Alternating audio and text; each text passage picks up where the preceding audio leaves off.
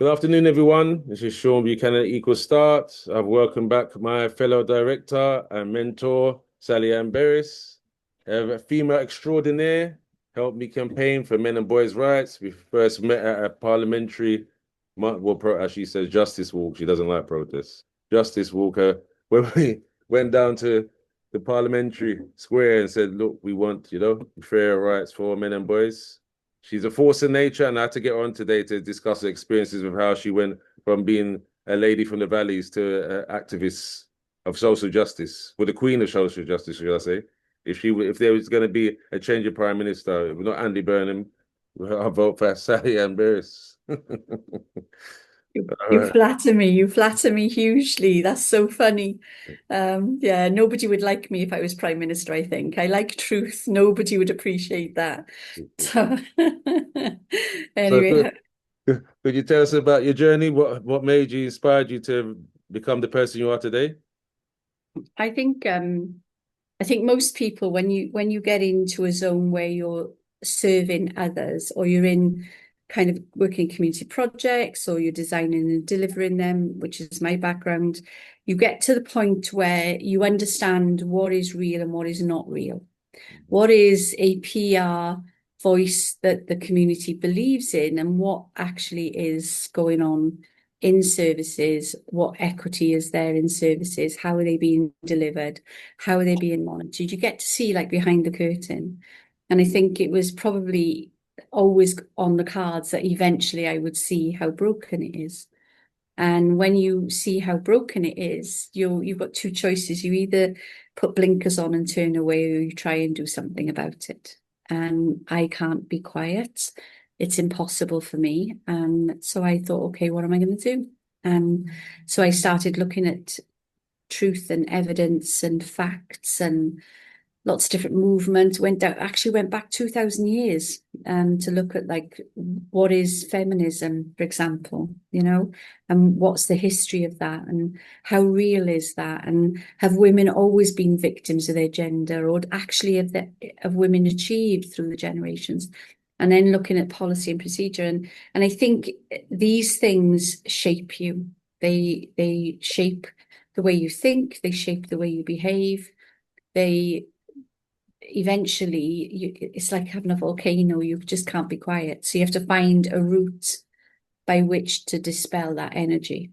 So I did what I did. I started campaigning, started raising awareness, started, I don't know, stepping out of my own box, my own comfort zone.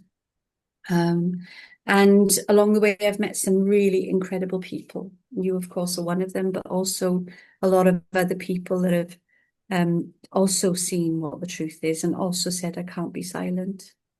And here we are. The flashpoint with that made you decide, yeah, you wanted to become like an activist for men and boys' rights. Especially So, that you're hijabi and a lady from mm, the valleys and Wales. That you, mm, I'm guessing you wasn't brought up like that. oh gosh, no, typical Welsh girl. Mm. Um, I used to run a business called Steps, which I opened with a business partner in 2003.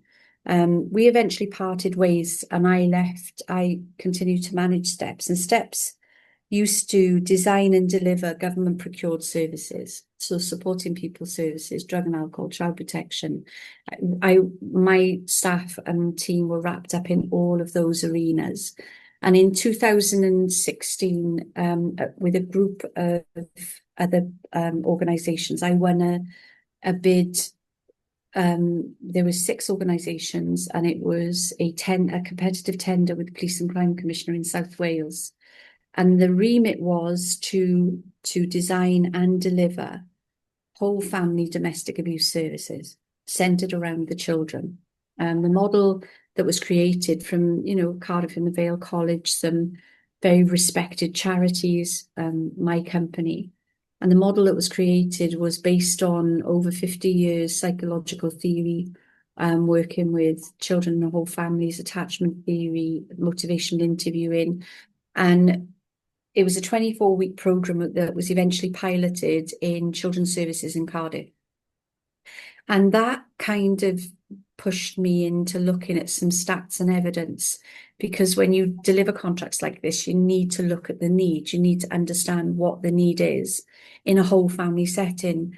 So we started to unpick these figures around domestic abuse, who was, how were men affected, what services were out there for them, and then comparably looked at them besides women. And I had already known that there were no services available for men in terms of housing, family support, family court, things like that, because my team was supporting men. We were struggling to find placements, struggling to support men who clearly were experiencing domestic abuse. So I already knew that there was some of it going on, but I didn't know the magnitude, and I genuinely didn't realise that how much of an inequity in services men had. So, and you get to a point where you think, because after we delivered that contract, we delivered the pilot, after that was completed, I just couldn't stop. I started noticing these things everywhere. And being me, I looked at, we all look for reasons, we all look for guidance that help us decide how we're going to do something. Some people say justifying the need. Some people will say, I've experienced this, therefore I'm motivated to help others. Everybody's got their pathway. Everybody's got their driver. I wasn't personally affected by that. And I did have research, and, I had at that time, I'd reached 13 years of running steps and running government procured services in lots of different ways, leaving care team and accompanied asylum seekers, lots of different ways. So I knew that I knew how to do this. I'd been part of Welsh Government strategies. I was part of the Future Generation Act and that consultation. So lots of stuff going on in Welsh Government, and I was part of those things. And I just thought, right, okay, the only way that you can share what you know with the people that need to know is to gather the evidence that I know that they would look for. And that's when I just dive deeper down into, I read every single act of law in the UK. I already knew them anyway, because we were operating. Mm-hmm. I read every guidance that was influencing how services were run, the fiscal management of services.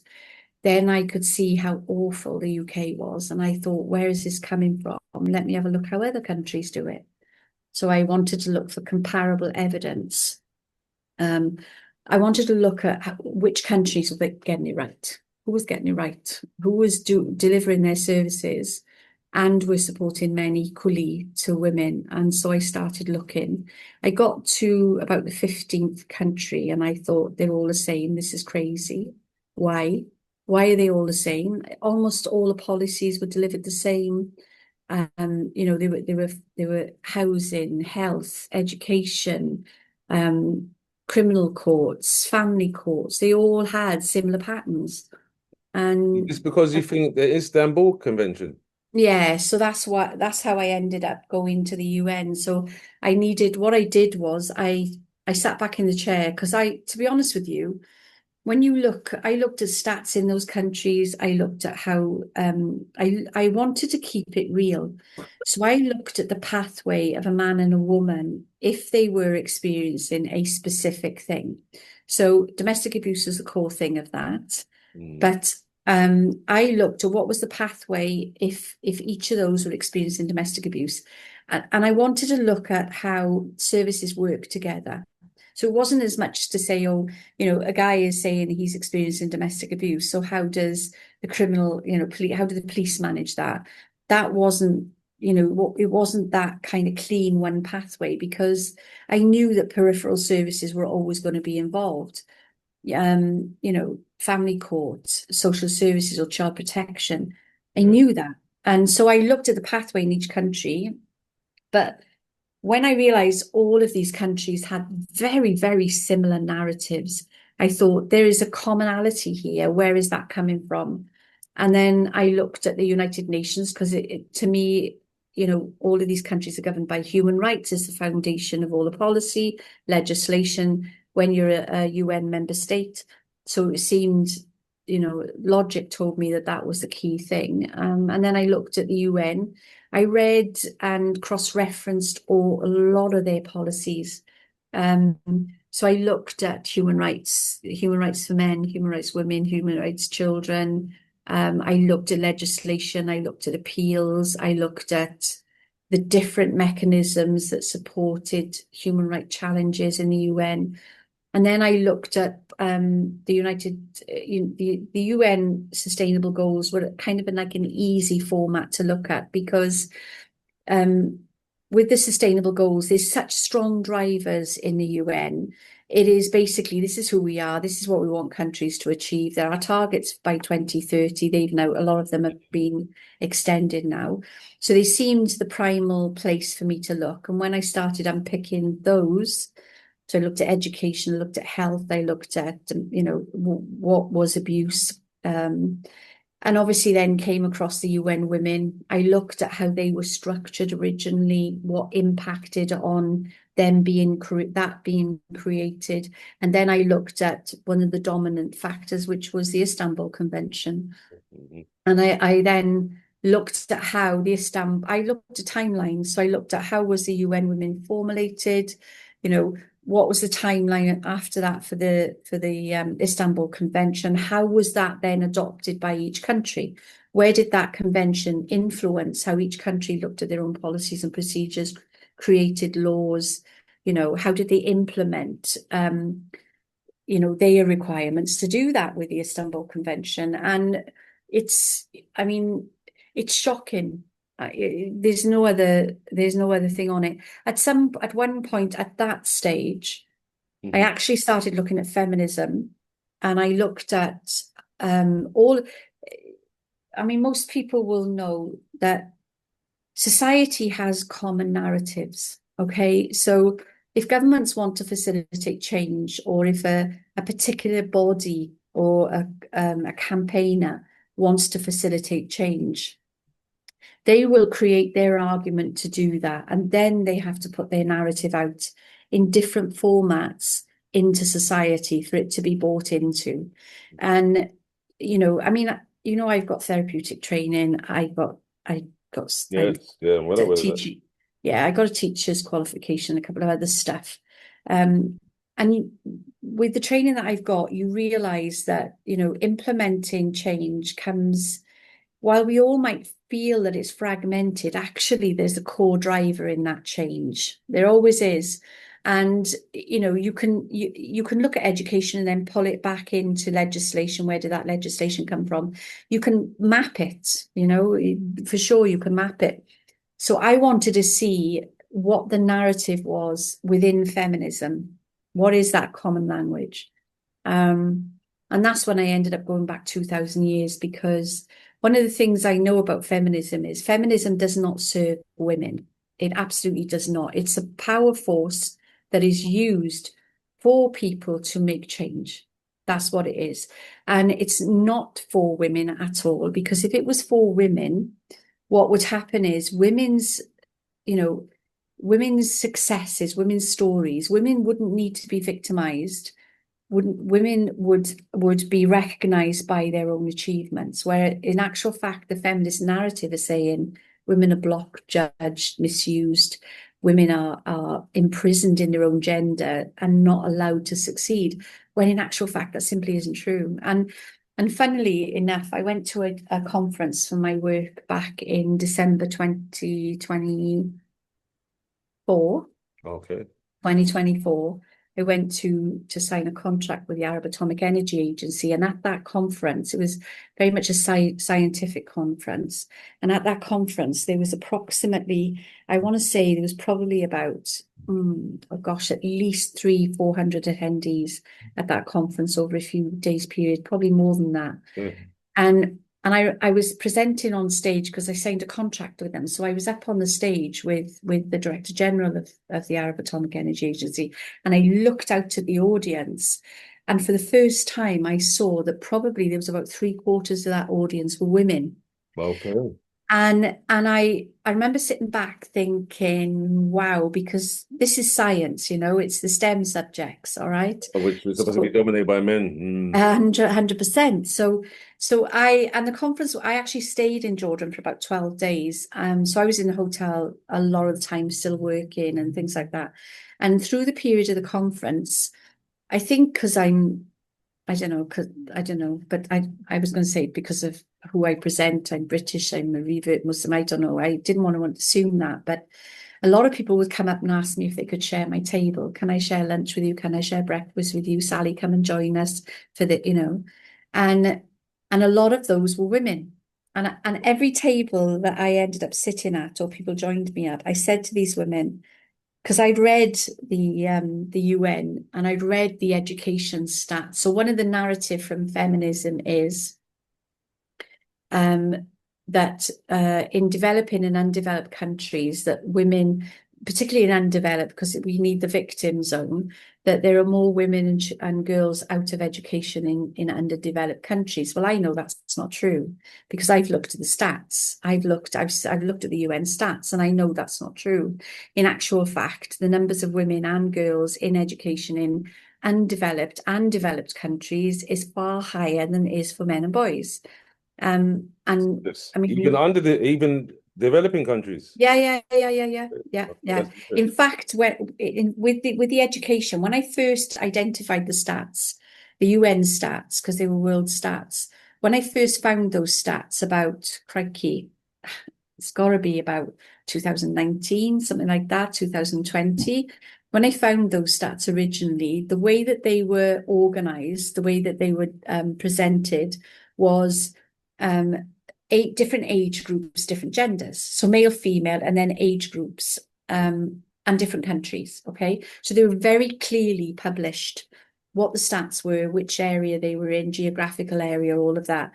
And then somebody'd asked me for my stats, and I said, I'm not going to give you the ones I had from 2019, 2020. I'm going to go back in and I'll have a look. And that was about 18 months ago, 2 years ago. And I know now where to go and look for everything.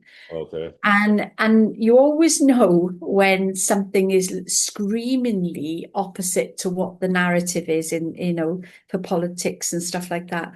And the stats now come in combined. So they're not equal, they're not individually male, female, they're not separated. You've got to really dive down into the dark areas of this global library to be able to find them now.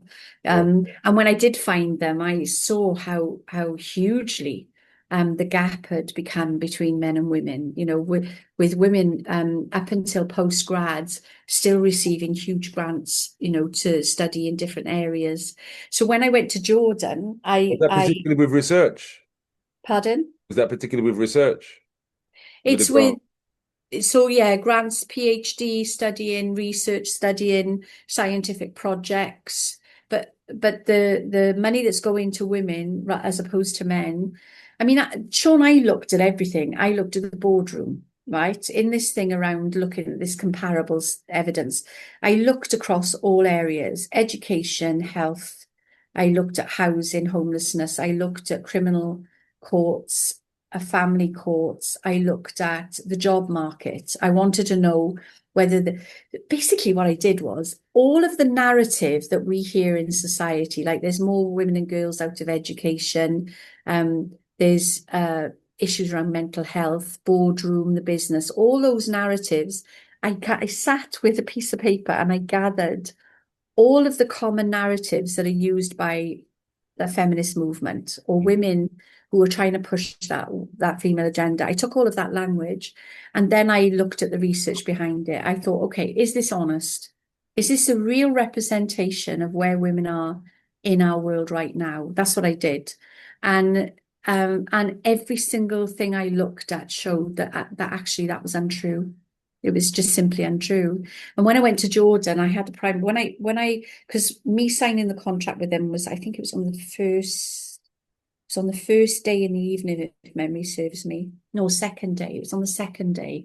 So I got to see all of this like wave of attendees and how much of a gap there was between male and female attendees. And And I asked all the women when they were sitting with me, I asked all of them, what is your understanding of women not having the same opportunities as men? And I said to them, because I am seeing, and these women, they were biologists, physicists, chemists, some of them were professors leading universities. We're talking about, top tiered, really experienced women, okay? And I asked them, I said, what is your take on that? Because if you listen to the world says that women are suppressed and that we're minimized in all of these incredible careers. And honestly, I there was a group of women that I got quite close to that there was about 12 of them, and they were all from different countries: Syria, Iraq. I'm trying to think now, Saudi, UAE. They were from different areas, but they all knew each other. I think they must have been on the circuit, and they all laughed at me and said to me, "Sally, that's just political. That's not truth." Yeah, I And remember. Yeah, I remember you saying and that. I I remember. and I looked at them and I said to them, I was laughing. I said, "You're all leaders in your realm, and your realm is where the world believes that women don't exist, right? There's very minimal amount of female scientists in the STEM subjects." And they just laughed at me. And one of them, she was amazing. She was one of the top leaders in her research facility. And she said to me, "Sally, that's all just political narrative. It's not real." And I said, "I know that because I know the stats. But what that is saying is that you don't exist. You are Mm. success. You are, your Exception rather than claim. rule. Yeah, you don't exist. You're invisible to that. So all of the things, all your research, all your development, they worked in the nuclear industry. Everything that you've achieved, because she was probably, I would say, in her late 40s.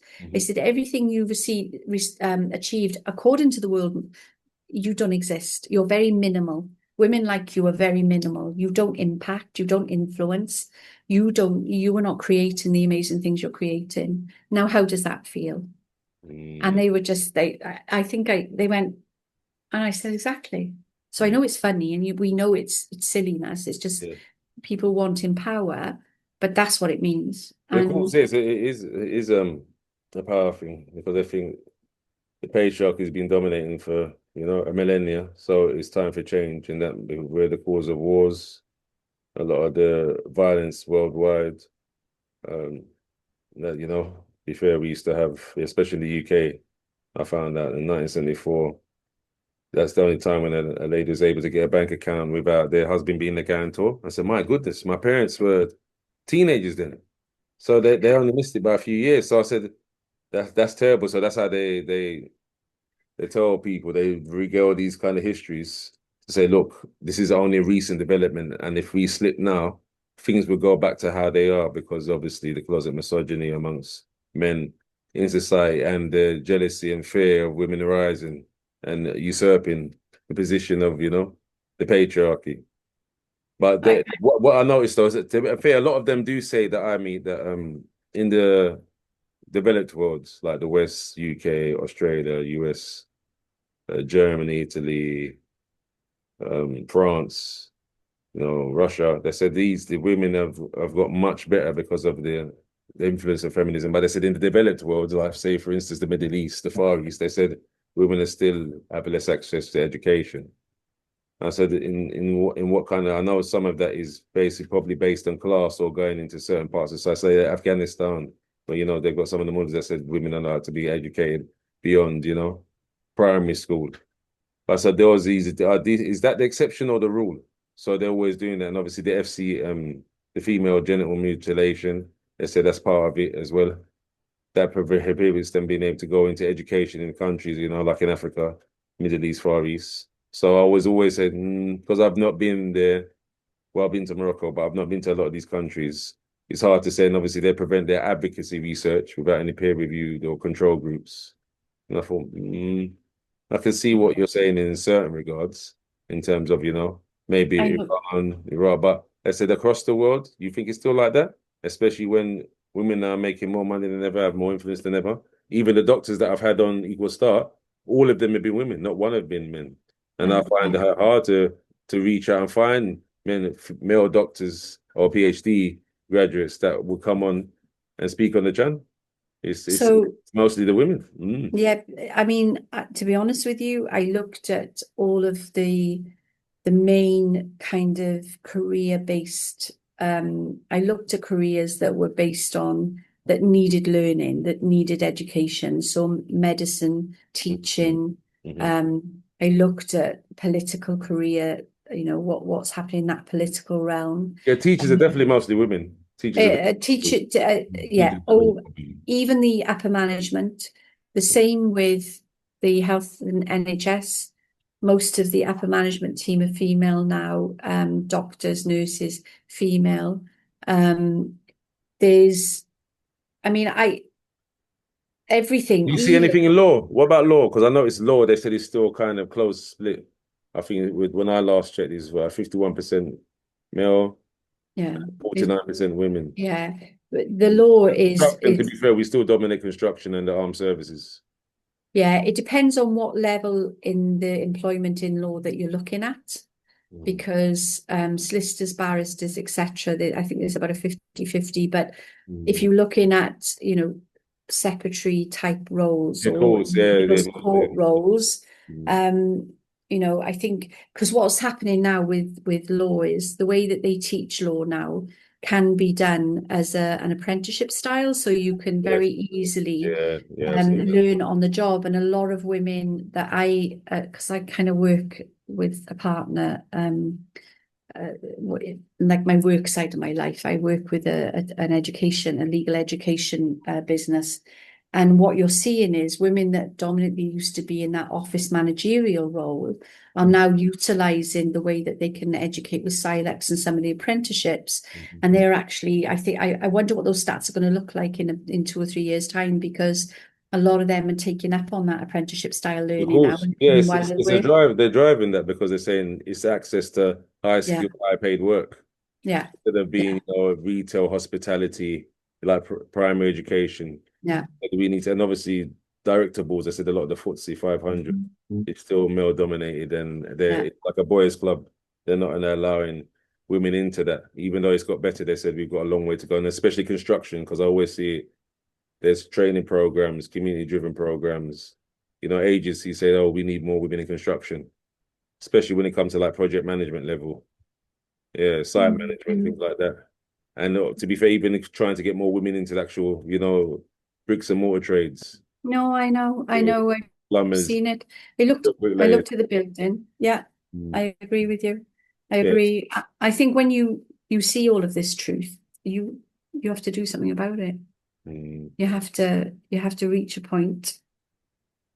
It's hard. It's very hard. I mean, I remember at the end of COVID, when everything started working, you know, waking back up again, I remember sitting in a place in Cardiff, in a coffee shop actually, and sat on the table. I've told this story before, but sat on the table next to me was 2, I would say, women in their late 50s, talking about their husbands. And it was a time when I'd finished that sort of study, that UN. I'd come to the end of it thinking, I can't read this stuff anymore, because I feel like the world I've grown up in, the narrative I'm used to hearing is absolutely lies, because I'd gone back 2,000 years to look at female leadership through different cultures and societies. So I looked at, Middle East, I looked at Africa, I looked at America.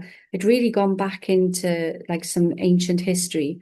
I wanted to understand this thing about women have always been oppressed or suppressed, you know. So I was looking if that was actually real. And what I was seeing there was that actually that's based on lies as well. Women were running businesses, they were fighting wars, queens, they emperors, were leading, queens, you know. And so I got to that point. I've got a list of them on this poster here to my left.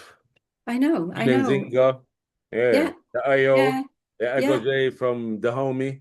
100%. They even got a film the other day, Woman King. I mean, Africa had some incredible female leaders. Cleopatra.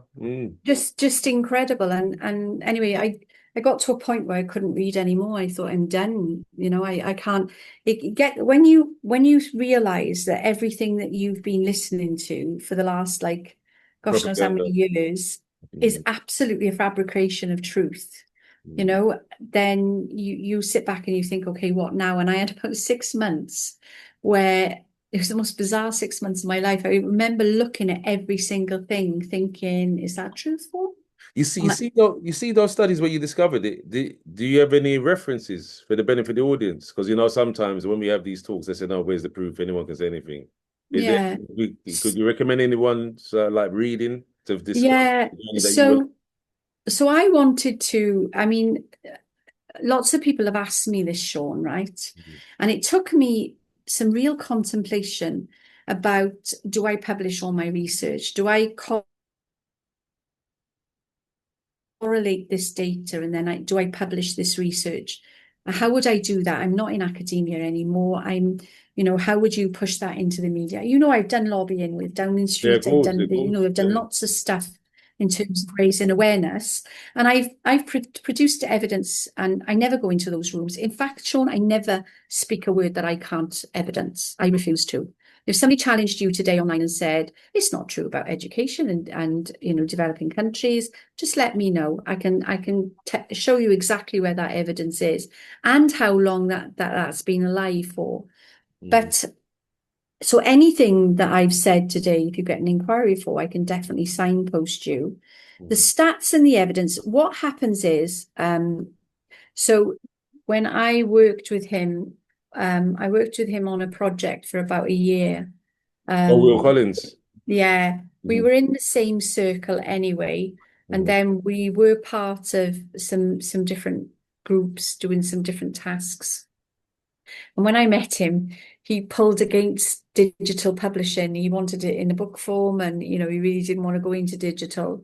And I remember, because at the time I was doing a journalist degree, and I said to him, Yeah, I remember you saying. I laughed at him and I said to him, you're not thinking about the peripheral need for you to digitalize this book. And I said, I'm doing a journalist degree, and if I was a student, I would want to see your material. But because of the way we study now and how that's working, particularly, at the time COVID was playing out, I said, if you don't digitalize this, you're not allowing the access to international students, you're not allowing the access to the UN, you're not allowing it's a very closed book, not many people are going to see it. But I said, if I was in your position, I would digitalize it, I'd publish it online, and I would make it available for universities, and I would For the encourage audience, research. that is talking about the author of this book, Yeah, The Empathy Gap. yeah. Yeah, I mean, the guy who wrote that, he writes under a pseudonym. But the guy who wrote that he's an educated man, and he's got a huge amount of experience, life experience. And, in the sector he worked was, it's not how can I say, it's not an insulated role, it's a dynamic role. And all of his research, because he's from an academic background himself, all his research was recorded in a specific way. So, and then about 3 or 4 months after I'd spoke to him, he contacted me one day and he was laughing and he said, I've decided to digitalize because loads of people have, if I've never not achieved anything else, I'm glad that I must have said the right thing to him. Yeah, it's fine. Sometimes we say one sentence to someone, like one little mini paragraph, and that influences something that is needed. Yeah, so it's one of my biggest achievements that he rang me about a couple of months afterwards and said, "Okay, I'm going to publish online." I said, "Okay, great. This is really good news." So Yeah. I was very glad. Yeah, I think I got a copy of that for Amazon, but I know yeah, you've got a few platforms with that. yeah. I do wish you would do one that you could put on a Kindle though. Yeah. Well, I left it. I haven't spoken to him actually for about 18 months because I've been really busy with some other stuff, and I He's haven't had retired a now, isn't he? pardon. He's retired because I tried to Yes, contact him when I first yeah, met you, and yeah. he blocked me on WhatsApp.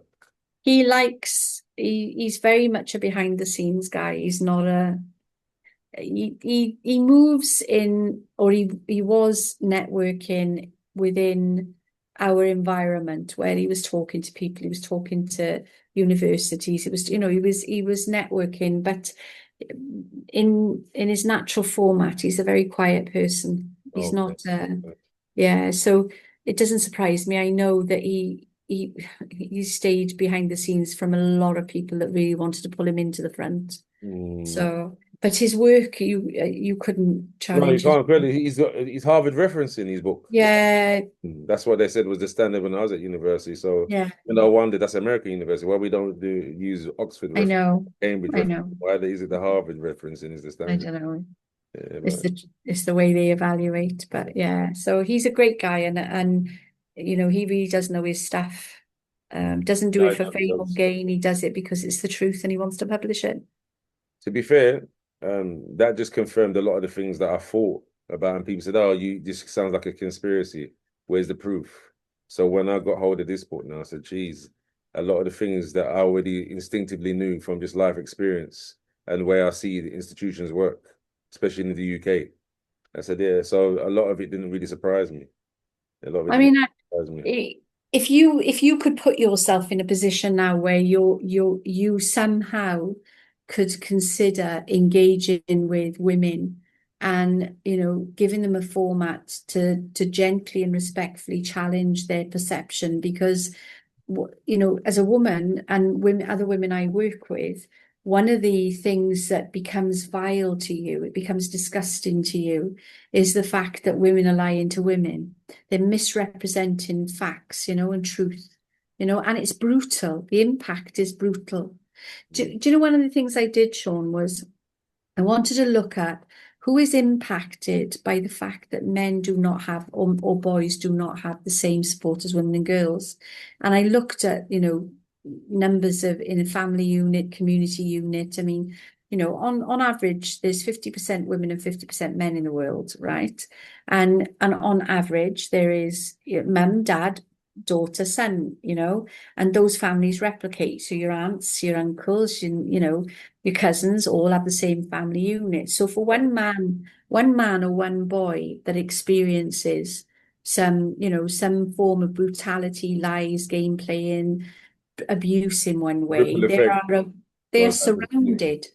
They're surrounded by a group of women that love them, you know. I mean, surrounded. Just in close proximity, you're talking between 7 and 15 women, and in a close family unit on average. And I looked at that one day and I thought that, so what's happening is all of those women are being manipulated, being lied to believe as something that is not actually true. And the only time they get to see the truth is when a member of their family is experiencing it. And then and then the, that's personalized, and that's the other yeah, thing that shakes people out of apathy. yeah, yeah.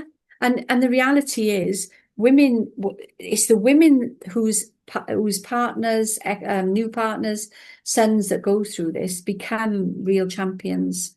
They become very vocal and very aggressive because nobody likes being lied to. And feminism is definitely doing that. I thankfully, oh gosh, there's loads of women like me now. Yeah, there is. Not to be fair, There they were always wasn't. there, but they were frightened, as I told, remember we discussed before, that if they put their head above the parapet and come out of the trenches, they said, "Oh, look, it's a pick me. That person is suffering internalized misogyny, patriarchal control. They've been brainwashed, they've been indoctrinated. They have no in-group preference, which to be fair, you have with men as well. But and then obviously if you don't agree that they said, oh, basically you're a dinosaur trying to bring back things to, you know, the chivalrous days of the medieval times where, you know, the lords and knights are rule and women are just cast off as chattel and passed around as property. So because they usually reference those years and those times where it was like that, or incidences that backs up their point, it becomes like cognitive dissonance. They only accept things that suit their narrative, which is true. The Sarah Everard case is a disgrace, obviously, with the police and the misogyny there. Yeah, I've seen it over the time, you know. Like, what's that lady that it was Giordando who got killed by a stalker? So these kind of high profile incidents said, look, see, it's not all men, but it's always men. So this is the whole thing. I mean, And obviously the ones that get away with rape and sexual assault, which is true. That to be fair, I watched the documentary from a female journalist the other day going on the Tube network for over a 6 month period. And she was showing all the times when men came up to her inappropriately, touching her, trying to say, come here, I'm talking to her, and she's refusing them. So they use this and they put this into the mainstream legacy media. And most of the population will see that, say, see, they're all lectures. So this is what happens. And then obviously you got someone like Donald Trump, obviously saying, grab women by their privates and, oh, if she wasn't my daughter, I would date her, stuff like this. And said, look, see, he's the leader of the free world. So they use these kind of symbols and caricature figures, divisive figures. Andrew Tate, obviously, I don't think Jordan Peterson is one, but they say he's one as well. And they use these figures, say, look, this is what you got to be careful of women. They're lurking behind every corner. Why Oh, go out at night? Why you have to be fearful to walk the street when it's dark? So there is some truth to it, but I think it's overly misrepresented. And oh, the studies they do around it is very small advocate groups that usually have a confirmation bias that they can then say, look, we've had interviewed 200 women across the UK, and 200 women said they've been victims of assault. That's gone, either unreported or police have said, oh, there's no evidence, so they just dismiss it out of hand, and that stirs up the ill will. And then you get charismatic leaders, and I said, see, look what happened to you. This is what's going across the UK. So, I the one thing that came out of my research was when these voices are promoted, or these pieces of research, riding on trains, planes, automobiles, all of that sort of stuff, or walking in the street or whatever, when these things are done, they are never done in a comparable environment. yeah, no, no, no, no, They yeah. are never, ever, ever done in a comparable That's why I environment. always suspicious anything like that. If that's not done in a And comparable yeah, environment with a control group, I always no, think, yeah. But I remember the lay person is not thinking like that. So that's because of your academic background. The lay person is not thinking like that. They're just saying, look, it's on TV, it's in the newspaper, it must be true. And then no. my circle of influence, my peers that I work with and live with my kind of values and philosophies, my tribe is saying the same thing. So it must be true. That's why I try to delight with the way I am and the people that I have around me. Say, look, that's not free. Because, for instance, when I was at Citizens UK, and like I was showing, you need to take down some of your stuff. It could be misinterpreted. I said, huh? What is it specifically you got a problem with? Oh, it's nothing specifically. It's just how it could be interpreted. So I said, I don't have mind control powers and how people interpret things. Anyone can interpret things how they want. Said all I'm trying to do is justify myself with proof what I'm saying. I said, and I'm going to tell you something also. Said not one of you here, you're all feminists, have done more for women's rights than I have. Not one of you. Yeah. No, I Five know, times more Black maternal health. I, I I, know. I protested and signed petitions. Yeah. When they wanted to introduce journalism into the family called Central Division in Holborn, I said I was out there with feminist journalist Louise Tickle supporting her because I said, yeah, that's good because by the second consequence, having journalists in there, when there's judges that have made errors in cases, it will benefit both men and women. Yeah. Mm, I said I've defended women, in particular my mother, from attack by men. mm, Yeah? Physically, not talking with placards. They said mm, physically.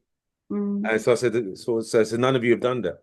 mm. I said, I volunteered for Women's Aid for 18 months between 2017 and the end of 2018. I know, I know. So I said, so they're like, oh, huh?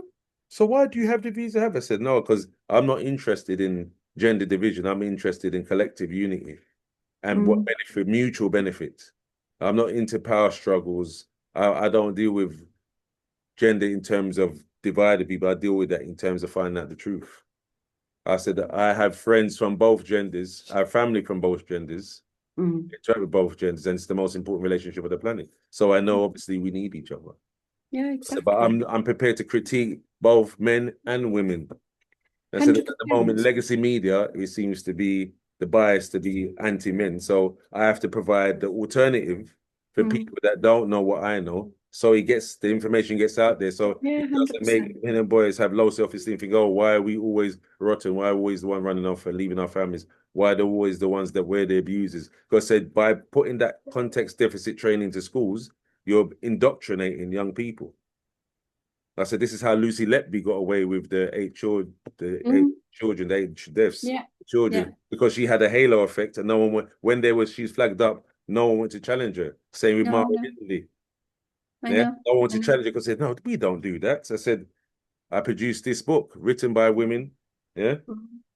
And it tells you that these things are well known, but it's just in the academic circles, it's not promoted No, amongst I agree. mainstream media because they say, no, that could lead to misogyny. So, no, it can't. If it's the truth and you're not have a bias against the gender, it won't do. It's like when you say, look, there's um, the police officer that killed Sarah Everard or Donald Trump or was it Michael Novak? I wouldn't turn around and say, oh, or Jack the Ripper. I wouldn't say, oh, because they're men. Look, this is what's happening.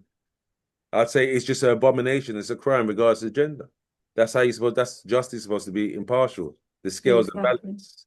Exactly. If it's out of balance, then you disturb the social harmony, the social cohesion break. We have civil strife. So I said Mm. that's what I don't like. The way you're characterizing it in the media is making like, oh, one gender is superior to the other, and that's itself inequality. That's not what the Equalities Act in 2010 is about. Mm. That's I not know, what I the agree. domestic abuse bill is about. It's supposed to be there to resolve incidences regardless of gender and background, color, sexuality, or religious faith.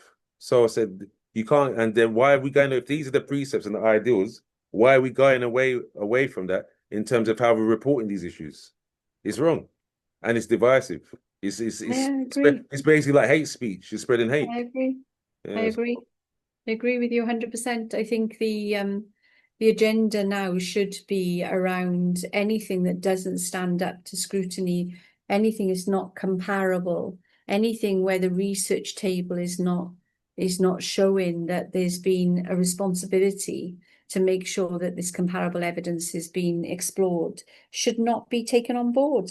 I mean, when I this last stint in uni, journalism demands lots of things of you, as I know you know. Mhm. Um, but I got a bit frustrated by some of the narrative at the time that I was hearing, and I actually went in. I took a camera into university and spent the day interviewing young women and young men and asking them their experience of sexual harassment. Okay. And What did and you discover?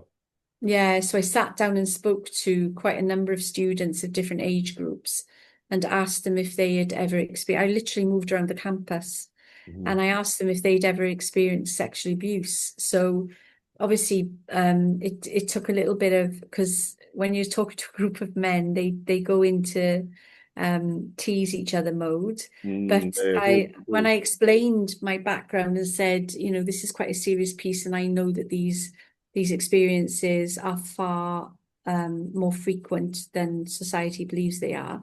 Mhm. And I'd really appreciate it if they would be honest. And I ended up with some very raw, real stories. Men who talked about being shouted at when they're walking in the street, personal comments about what they were wearing or how they were walking, men who'd gone out in the night who'd had their genitals grabbed, or had women walk up behind them and squeezing their bums Of or course, yeah, that touching happens them quite often. inappropriately. I've been victim of that, Sally, Yeah, especially yeah, in carnival.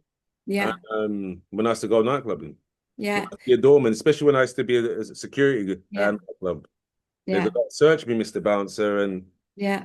there's a lady when I was at Granu's in Croydon years ago that grabbed me by, yeah, they even asked my name, just grabbed me by my No, genital. I know, I know. I So mean, I said, how is that possible? You should love it. What kind of nonsense is that? And this is the well, attitude. Yeah, yeah, it's as if you're an open book who's going to celebrate that somebody's actually done that for you, and yeah. that's the attitude these guys.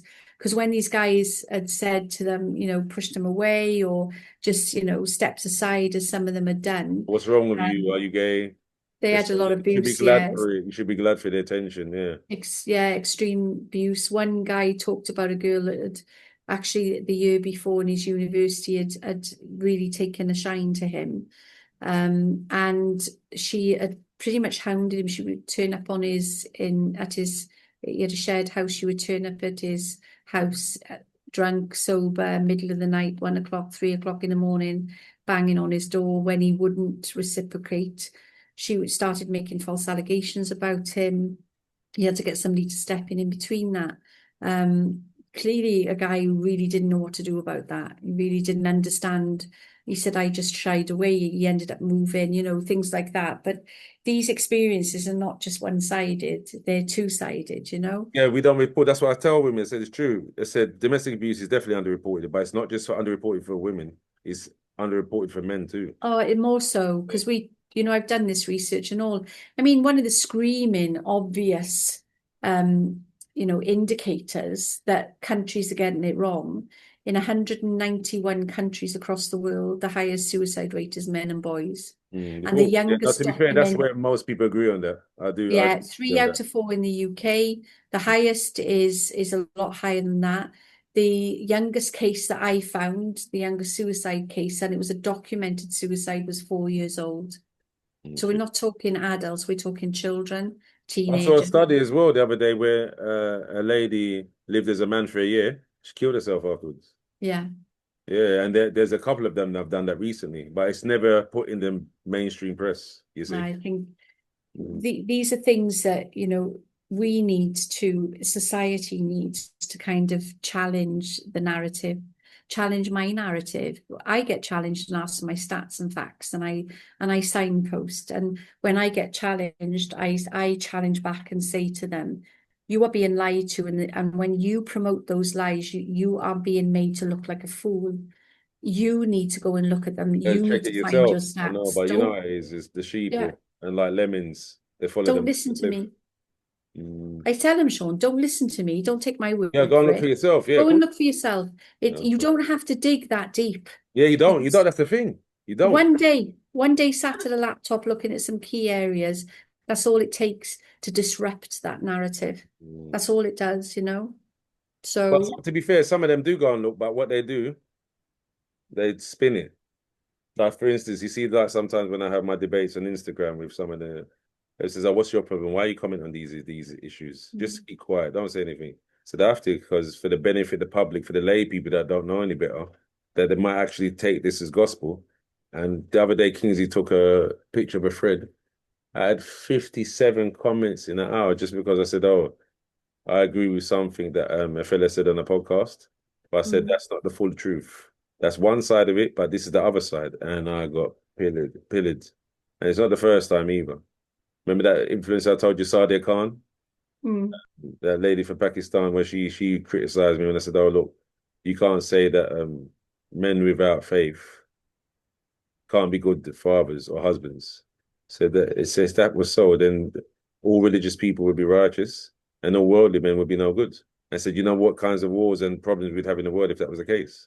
I said, mm. "Oh, where was your? Yeah, I bet your dad's not around." I said, "Actually, my parents are still married." Oh well, yeah, I bet you're broke. You haven't got much money, have you? And yeah, I said, listen, is this how you carry on? You're supposed to be a doctor of psychology, and this is how you carry on. Just for me asking a simple question and showing the other side of the debate.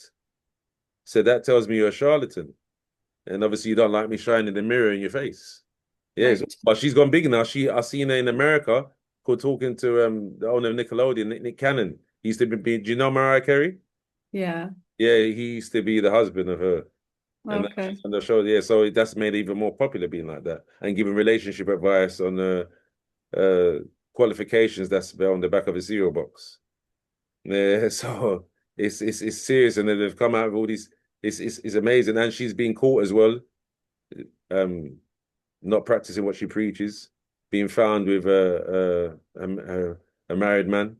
After she said high value men don't do these things, and when she's telling the wife that, oh, I could have your partner anytime I want. Yeah, it's serious, and they've exposed her, and it's just made her bigger. If that Okay. was a male influence, they'd be saying, no, he's like a Jimmy Savile or Rolf Harris figure, and that he should be cancelled. But look, she's been celebrated and getting big opportunities. I think this is, I mean, when I looked at the feminism side, I wanted to look at the network because what I'd noticed when I was coming up with some of the research, some of the political promotion of feminism was linked internationally. So Australia, New Zealand, Canada, America, Mhm. UK, Africa, hugely. There is a network through the UN Women, through politics and through money. So there's a huge feminist network that connects to those three elements, which are all the key elements of power and gain, power and financial gain, because I was looking at what was motivating, what was clearly, and these leadership, these women that are promoting this feminist narrative, you get to a point in your knowledge where you will know what the truth is. You can't, the realm that you're stepping in, you will know at some point that this is not Yeah, of true. course, yeah, especially when you're in the industry and you're doing the Yeah, so you know that you're promoting something that is not true. And I mean, I I mean, this is definitely not politically correct, but I delivered some conferences in Stormont in relation to the work I was doing for men and boys. And we met with a number of ministers in Northern Ireland. And I have to say, I fell in love with Northern Ireland, 100%. But there's a female minister who is attached to, she's a leader of a political party, or was at the time, and I haven't followed her recently. This was about 18 months ago. And I met with her one-to-one, and the idea was to discuss with her, because at the time she was the minister, she was the Minister of Justice, I believe. And I met with her behind closed doors, and I'd asked her to meet with me to discuss how, Northern Ireland government could consider men and boys with domestic abuse and sexual abuse. And I remember saying to her, are you aware of the statistics and the evidence? Are you aware of, because at the time, the violence against women and girls was very much present, had been for quite some time in England, Scotland, and Wales, but it was a new policy that was coming out there. It was very new. And I was desperately trying to get it so that it wasn't something that was taken over by female services, and that there was some parity between the support. And she said to me, which just was it was the most bizarre experience of my life, I have to say. And I've met with loads of women who were very biased, but she openly said to me, Sally, the violence against women and girls strategy has got nothing to do with domestic abuse and everything to do with women now having power that they should have had for decades. Okay, see, I remember you saying that. Yes, I remember that. This was the exact words she said to me at the time. And I mean, I had somebody with me, so we both witnessed the statement. But she put into words exactly what I've known for the last 10 years because of the experiences I had. I was part of the violence against women and girls strategy being created and rolled out in Wales, not only the strategy itself, but also things around I was part of the strategic group for education, how we educate services and the people who are delivering the services on how they manage domestic abuse services, and training and people and families and stuff like that. So I knew that this is what was going on. It's a wagon for certain people, certain fractions to gain power, okay? But for her to actually come out and say it to me, right at the beginning of a program that they were creating, it had already been rolled out in England, Scotland, and Wales.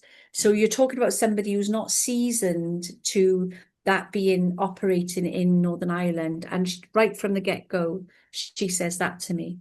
And I looked at her and I thought, I really don't know what to say to you. I really don't know, because I've just presented you with a load of evidence. I've talked to you about what the positions is. I've shown you stats and fact, and you turned around and said that to me. There is nothing more to be said because the agenda is not about domestic abuse. What do you say? It's done. It's not about domestic abuse. It's finished. It is about women having the power that they should have had for the last X amount of decades. That's it. Fun enough, during your travels within that industry, did you ever meet Nicole Jacobs, the domestic abuse commissioner? So we've kind of been on the peripheral. We've been on that peripheral. I have been in some spaces that she's been in. I actually think there are a number of women.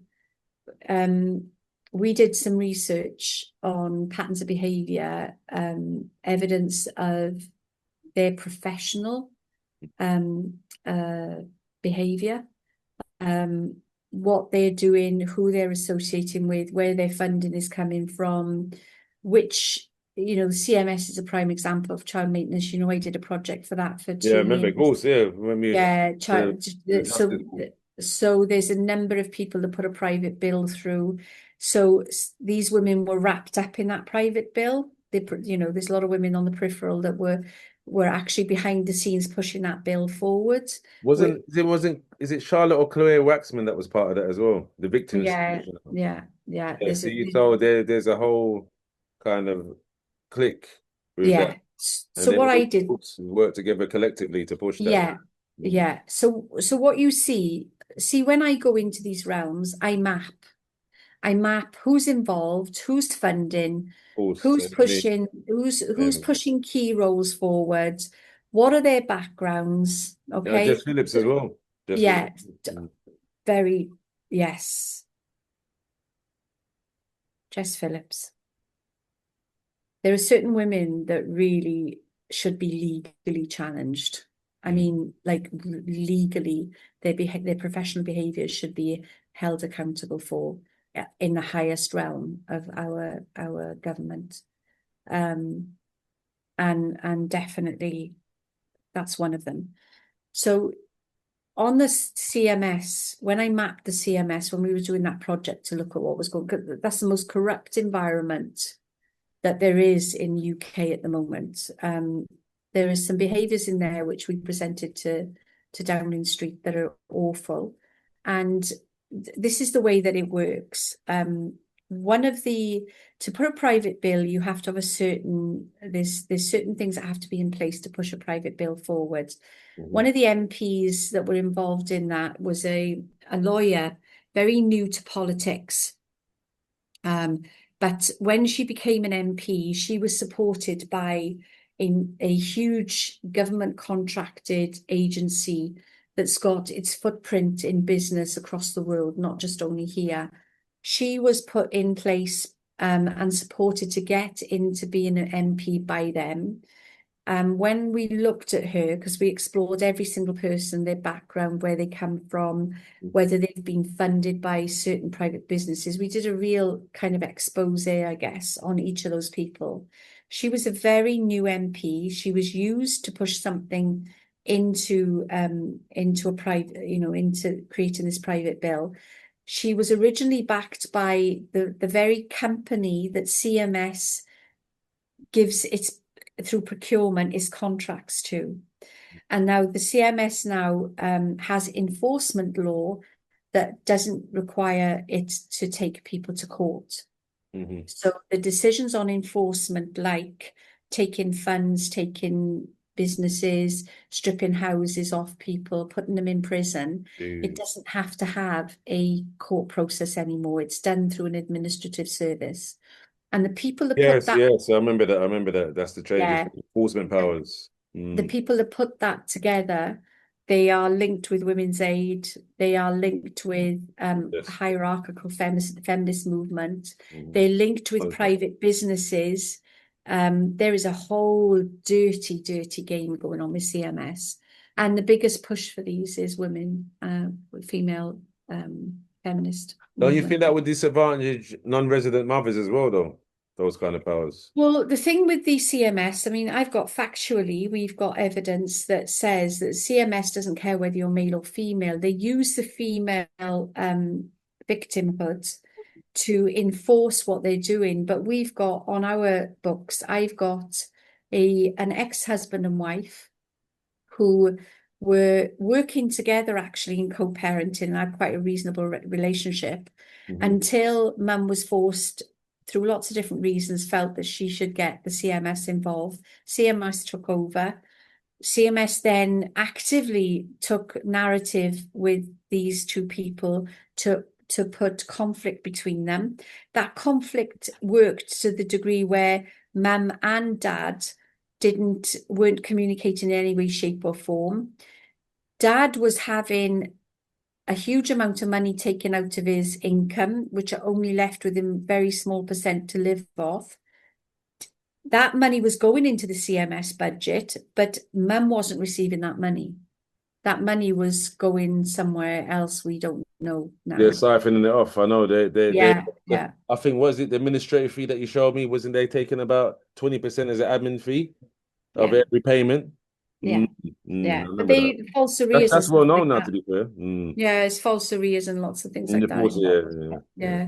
Yeah, we're diverting into all the bad things. I'm leading you away from what I don't know what you wanted to do today, but um, No. It's all part of the remember, we're trying to provide the educational platform as well through I know, but I'm through the channel. So without people knowing the truth, we're just going to be promoting more of the same narrative. So I'm trying to show people the alternative facts, the other side of what's going on. That's why it's called, as you know, Equal Start.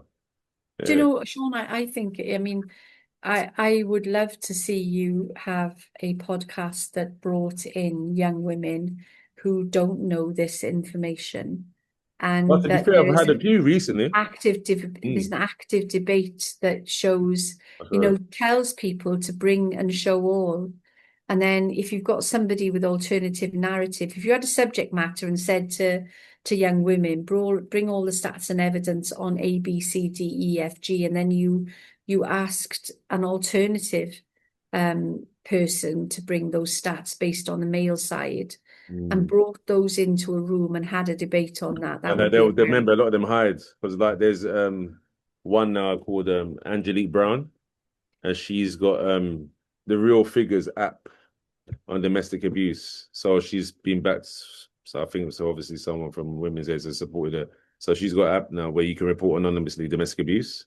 mm, And I've been in talks with her for a number of weeks now because I was made aware of her by the Disruptism Network that I'm part of. Hopefully, yes, yeah. Azaria Hope. She came on in April. And she told me about this lady. So I've been watching her feed on Instagram. And we've had a couple of inbox messages and in the comments. And like I said, look, you seem to be reasonable. Because she signed my petition, to be fair. She signed my equal parents petition, residency. That's good. But then I've seen some of the stories that she puts up is obviously with that slight of feminist philosophy. But she's reasonable. Some challenges, she says, oh, Sean, I don't agree with that. But then when I've shown her like proof, obviously through the direct messaging, she said, that's interesting. But it hasn't yet come out in how she's Mm, marketing the domestic abuse app, because obviously she wants the tacit support. She doesn't want to alienate her core base, which I can mm. understand. It's like someone Yeah. said, Sean, if you talk about when you're promoting women like that and have so much women on the podcast or talk on these issues, I said, yeah, you have to, because if it's just an echo chamber of men like us, how is that then? I'm just promoting what everyone else is doing. I'm trying to be alternative. I get different people in the room from different backgrounds, different walks of life. And I said I've I, not had any kind of conflict with it so far. Same when I ran the domestic abuse pilot in February and March. Said I had men and women in the same room where they said, no, you shouldn't do that because it might lead to flashpoints and triggers and trauma and arguments. And I said, look, it went without almost a hitch. I said one, and to be fair, is a mother of someone I know personally. Angela Brown, yeah, she was very reasonable, very reasonable. But yeah, she doesn't want to alienate her core base, and I can understand that because those are the people supporting her with trying to improve the outcomes for women in the UK. But I'm hopeful there, and I think she's 27. Yeah, so yeah, I've been having quite frequent discussions with her, and I'm hoping to get her on as well, so we can talk about her app of unreported domestic abuse and why people won't come forward in general to report to police because they're saying a lot of women are scared of like social services get involved, maybe taking away their children, which is I've seen happen, to be fair. well, this is true. This is absolutely true. I mean, this is what women who make false allegations don't realize. They do it for lots of different reasons, Yeah, and they believe that they can control the narrative and they can control the agency, and then they get involved and realize that that's not actually true. They mm, can't control these agencies. that's I'm right. not I'm not saying about the real allegations, the real reporting that needs to take place. But to be honest with you, if women don't report, if women are reporting truthful events, they don't really have anything to worry about because as soon as they get they report it. What happens is the police and social services will tell them, if you return to your partner, you are at risk of losing your children. Yeah, You because it's know, irresponsible. Yeah, because you're making yeah, this allegation and you're going back to the yeah, same perpetrator. So yeah. there's obviously something wrong mentally and you're not fit to parent. Exactly. So as long as they stay away from that partner, and just because somebody's abusive doesn't mean they're going to be abusive to their children. I mean, one on one. I'm not, I have actually known parents who have been abusive to each other, but Yeah. actually been, taking care of their children's needs. Well, Obviously I'm not. you see the change in the bill though. They've got that new thing now where they said if women, children are bear witness to domestic No, abuse, I know. that they're also now seen as victims. So you can say you can't be a reasonable parent if you're abusing your partner in front Yeah, of children. I'm not I'm not talking about parents who abuse in front of children. That's a whole different ball game, I'm talking about parents who actively do not do that, actively nurture and take care of their children. And I know that there's lots of discussions and arguments. I don't believe anybody should commit violence in front of a child. It is very damaging, psychologically, emotionally, it's very damaging. But false allegations, if you're telling the truth, you have nothing to worry about. You Yeah, work of with the course. I always think services, that as well. you yeah, you I separate, think you've got some of nothing to it worry is to about. prevent reprisals from perpetrators. Because they said, oh, that's what they say. Like what they do with, say, organized crime, where people used to give witnesses and they bump them off because they don't want them to speak out, or they have some evidence on them that said, oh, if this gets out into the public, so we stop them from ever going to court. So I think that's what they're worried about. And then obviously something like Giordando, they said, look, she was what was that? What was that program she was on? It was not Panorama. What was it? Where she used to go into situations and expose what was going on behind the scenes. And then she had Yeah, a I know. stalker that was obsessed with her, and she warned them about it. And then all of a sudden, obviously, she wound up dead. I So know. so these kind of things I can understand, especially when you're at a physical disadvantage. They're worried about these things and these elements. And obviously, I've seen that in myself in my own life when I've worked in nightclub security of people being like that, where I've had to throw them out or get into I, scuffs I with. get, I get it. We know that the percentage of bidirectional harm is higher than one gender on the other. So harm where both people are harming in one shape or another is a higher percentage than harm from a man or harm from a woman. We know that, I've worked in resettlement services. If a woman is being abused and she reports, those services will very quickly wrap around her. They will move her out of district. They will put Yeah, yeah, markers they on the do. property. They are very, very effective. Of They're course, very, that's very been the thing efficient. for decades now, but they're saying there's not enough resources and there needs to be more. There has to enhance that now and Well, improve the services. That's what they're always saying. Even domestic though abuse the is big. shelters for men abuse men. That's why this homelessness is bigger amongst our gender. But they say it doesn't matter. Basically, all the things that have gone wrong historically has happened to us. This is now like basically payback. So unless we have another 500 to 1,000 years of these benefits and privileges, then it's not an equal amount of justice. There's not equal outcomes. So, and when you've got people like that, it's very rare that you can persuade them, Sally, even if you show them facts and figures, proven, quantified, reliable from impartial studies, they still won't be able to persuade them. So I try to operate the fringes, and those ones that, they're kind of like what they would say in politics, swing voters. They said, oh, you know what? I never knew that, Sean. Oh, let me look at that. I understand. But a lot of the dyed in the wool one, you can show them bare face and it's like myopia, like horse blinkers. Yeah, you won't persuade them. You won't persuade them. It's like You candidates. it's very frustrating. For Mm. myself, I've been in meetings where women's aid services have said, I've overheard them saying domestic abuse is big business. Yeah, yeah, I've heard that as well. I've heard that as well. When you hear, when you hear women's services saying that, when you're told by ministers or top, government positioned leaders who are outright being bullied by female services to the point where they're threatened by female services. Yeah, because None of they've this, tried to besmirch them, destroy the repetation. That's none, another form of coercion and abuse. it's Coercion. Oh, if you don't think I'd leak it to the press that you're a closet misogynist and you so all 100%. of them are frightened, they're running for cover. Of course. What Or I'm they're to- appeasing, they're simping and appeasing. I'm talking about women on women. I'm Yeah, yeah, talking yeah. about That with women women as on well. I've seen that with women their as well. leadership. Hmm. Yeah, Yeah, of course, I've seen that with I'm women as talking about well. women on women. It's like when I've mentioned you and they said, oh, well, she's got internalized misogyny. How can she be a male? I've seen it when you had your Twitter feed and said, how can she be? She's a male activist. What kind of woman would do that work? I've seen it. You, I know, I know. It makes me yeah, laugh though. yeah. So yeah, Sean, you know me. You know me. I don't take no nonsense, you know. When people say this to me, it makes me I laugh. I think, my gosh, because as soon as you underestimate somebody, all right, as soon as you do that, you are handing them your power. As soon as you underestimate somebody's capability, their knowledge, their understanding, the work they've done, you are instantly handing your power into that yeah, of course, person's I agree hands. with you. I agree with You you. know, I've been, you know, people have piled on me on Twitter, professor, a couple of doctors, some academic women. There was about 10 of them on one occasion. And I remember sitting back in the chair thinking, I'm really enjoying this because these ladies are bringing an alternative narrative and they're choosing to share that narrative in a public arena. I'm Yes, offering them, shall I yeah, of share my course, because stats that's and how you evidence with get you? people As inside. soon Yeah, as I turned that, they were gone. They were gone. yes, I yeah, didn't of see course. any of them.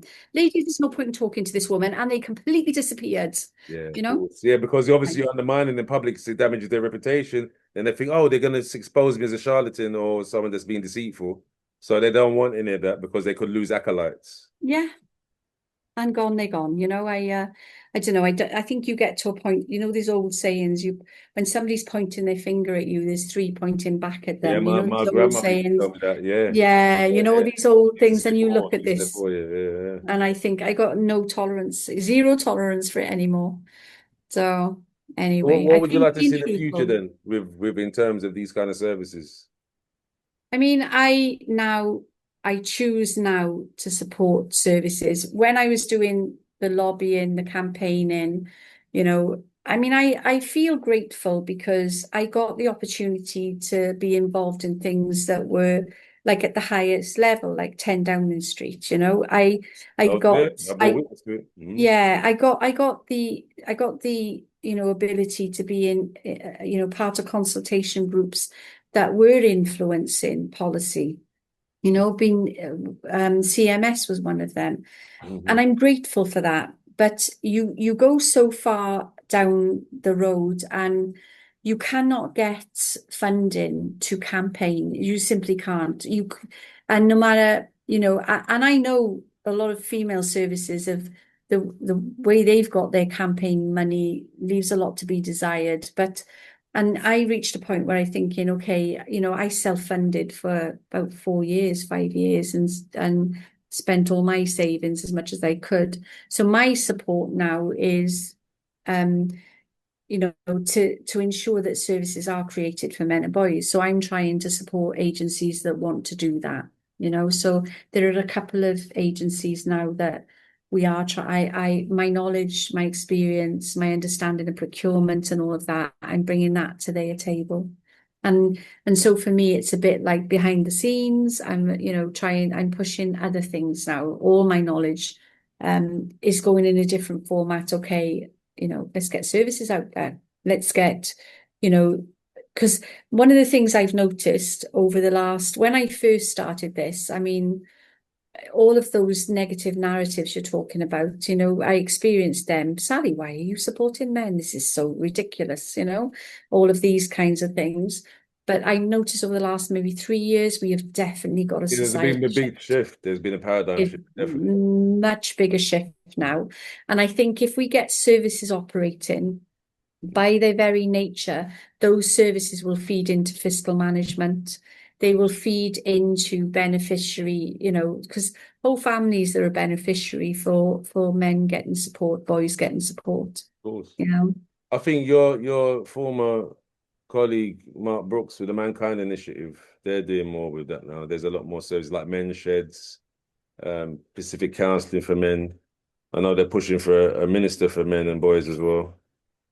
The other support services in terms of housing units, shelters, specifically for men, which I think could be very good. So, and to be fair, the pace of it happening, I thought it was about maybe 30, 40 years off. But since 2021, the Domestic Abuse Bill Act, I've seen, yes, there's been big strides, even with the paternity leave as well, where they're saying men are supposed to get at least 18 weeks now, or they can share the paternity leave with children, like 4.5 months each, if they want to. I agree with Go you, back but to what work. you're, They don't want to be at home looking but after what, the sorry, I just want to say something about that. Yes, that if you look at the front cover sheet, it looks as if a lot of work's being done in terms of providing shelter, men being able to have housing and stuff like that. But actually, that is a smoke screen. It's a smoke Okay. screen. So it will say, these are support mechanisms for men.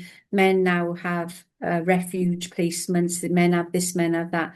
But the way that this has been managed, when the domestic abuse bill came in, women who had said we can't have any men in our working environment at all, is too traumatic for women. All this narrative that Yeah, went on for cool. a I've very heard that long already. time, Well, I think what happened is when they could see that men's experiences were being, showcased, they were being, they were being spotlighted. I think in fear of letting go of all of the controls they've had, they then Funded as started well. picking up on the men's groups. So men, we can support men, etc., etc., etc. And in governance, it looks as if Mark's work and other people's work, it looks as if that's being brought to the table more. But actually, if you look at what's going on, that is not true. That's not true. They will say to you, there's something like 15 placements. I haven't looked at this for about a year, but they will say to you, there's 15 placements across the UK for men who are fleeing domestic abuse. But those placements, when you look at them, most of them are taken up by women. Yes. So there's a very big mismatch in what you're seeing and what actually is happening. Yeah, of course, of course. I know that, but I'm saying it's better than it was, say, pre-lockdown. Oh, Much. the talks, I mean, the talking is out there, but I mean, I still, there's hypocrisy Yeah, yeah, in of in course. No female doubt about groups, that. female women's groups who have shouted for 50 years that men couldn't be involved in what they were doing, who now believe Yes. they can deliver male services. Yeah. And I think that just shows the intention. It shows the hypocrisy, the intention, where Yeah, they think definitely. they should be governing what services are delivered. Definitely. It's true. It's true. There we are. So anyway, I don't know. So there we are. Well, thanks for coming on today. And obviously I'll be in touch over the next week or so about our plans with the community fund and that and Yes, please. the cancer community grant. Our trip to Wales to see you, Sally. You let me know when you want to come and you come I and you stay. will. I won't forget. I'll keep poking Sean if I hear from him and tell him to remind you. Well, Okay. of course. Come and enjoy. All you need is a bag, some stuff, and just turn up. That's all you need. Okay. It'll be fine. You'll enjoy it. Come when you're ready. Yeah, All definitely. right. And where there are people, there is power. Justice in our time.